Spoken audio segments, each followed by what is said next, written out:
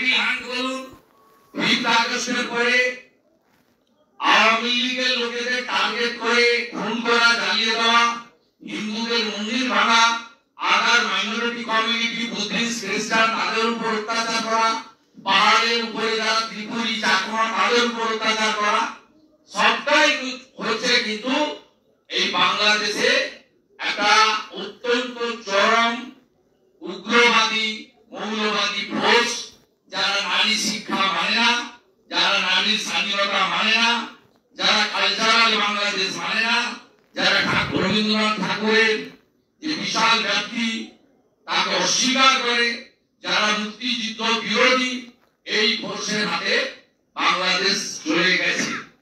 আগামী 6 মাসের মধ্যে ওয়ার্ল্ড কমিউনিটি যদি কূটনৈতিক ভাবে হোক, রাজনৈতিক ভাবে হোক, ডায়ালগের মাধ্যমে হোক, অথবা as like as 1971 শক্তি দেখিয়ে হোক, যদি কিছু বলতে না পারে, বাংলাদেশ কার্যত ওয়ান ফাইন মর্নিং পাকিস্তানের সঙ্গে যদি মার্জার হয়ে যায়, আমরা অন্তত অবাক হব না।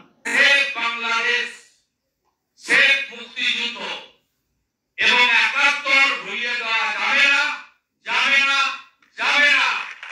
কেউ বিষাক্ত সাপকে পাশে নিয়ে ঘুমায় না।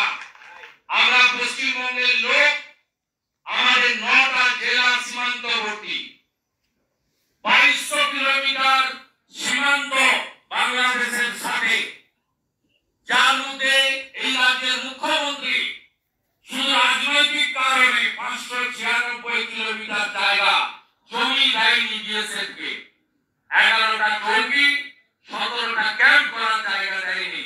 তাই আমরা এখান থেকেও চুপ করে থাকতে পারি না, পারি না, পারি না। আমাদের হলেও বসতে হবে, ইন্টারেকশন ডিসকাশন করতে হবে।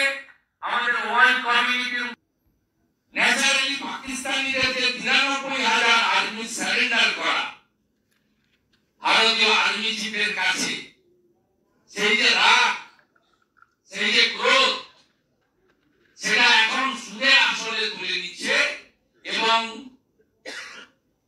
যিনি গ্রামীণ ব্যাংকের নামে শুধুমাত্র ফাইন্যান্সিয়াল ইন্টারেস্ট দেখেন এবং বিদেশে থাকতে স্বচ্ছন্দ বোধ করেন, যে তার সঙ্গে বাংলাদেশের মাটির কোনো আর্থিক রিলেশন নেই, মিস্টার ইউনুস, তিনি কার্যত তিনি এনজয় করছেন এবং তার যে গ্রামীণ ব্যাংক তাকে প্রোটেক্টেড করছেন। সম্প্রতি যে ট্যাক্স ইম্পোজ করেছেন দেশের মানুষের উপরে, তাতে 29 সাল পর্যন্ত এক্সাম্পশন পেয়েছে বাংলাদেশ গ্রামীণ ব্যাংক।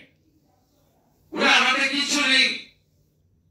অপারেশন ডেভিল হান্ট বলুন, 5th আগস্টের পরে আওয়ামী লীগের লোকেদের টার্গেট করে খুন করা, জ্বালিয়ে দেওয়া, হিন্দুদের মন্দির ভাঙা, আদার মাইনরিটি কমিউনিটি, বুদ্ধিস্ট, খ্রিস্টান তাদের উপর অত্যাচার করা, পাহাড়ের উপরে যারা ত্রিপুরী, চাকমা তাদের উপর অত্যাচার করা, সবটাই হচ্ছে কিন্তু এই বাংলাদেশে একটা অত্যন্ত চরম উগ্রবাদী মৌলবাদী ফোর্স, যারা নারী শিক্ষা মানে না, যারা নারীর স্বাধীনতা মানে না, যারা কালচারাল বাংলাদেশ মানে না, যারা রবীন্দ্রনাথ ঠাকুরের যে বিশাল ব্যক্তি তাকে অস্বীকার করে, যারা মুক্তিযুদ্ধ বিরোধী, এই ফোর্সের হাতে